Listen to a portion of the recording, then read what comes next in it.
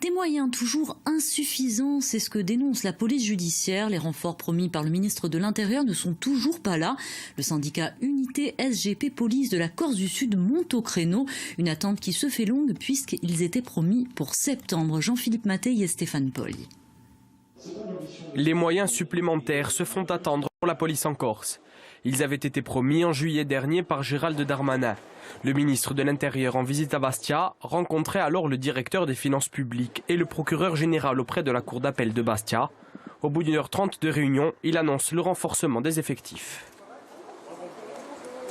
Pour la rentrée du mois de septembre, c'est-à-dire dans un mois et demi, ces plans de renforcement seront au rendez-vous et que nous allons mettre beaucoup plus d'enquêteurs, officiers de police judiciaire pour servir les magistrats dans les enquêtes sur l'île de Beauté, mais surtout à Marseille, qui est évidemment l'endroit où on mène ces enquêtes. Mais le ministre de l'Intérieur ne précise pas le nombre de renforts. Ce chiffre, le délégué Unité SGP Police de Corse ne le connaît pas non plus et s'en impatiente. Il a publié un communiqué en ce sens ce matin. Selon lui, 30 agents en plus seraient nécessaires en Corse rien que pour la police judiciaire pour traiter de la criminalité organisée.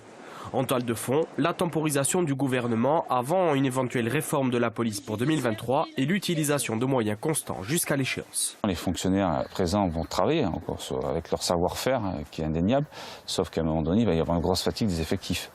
Et effectivement, on est quand même aussi inquiet sur la mise en place d'une DDPN qui annonce la mort de la police judiciaire, quoi qu'il en soit, comme on l'entend. C'est-à-dire que ça sera une direction qui sera amenée à gérer tout ce qui se passe en investigation au sein d'un département. Même si ces problématiques devraient être abordées lors de la session de l'Assemblée de Corse sur la criminalité organisée, le syndicaliste reste perplexe sur l'utilité. La sécurité, c'est un domaine régalien de l'État.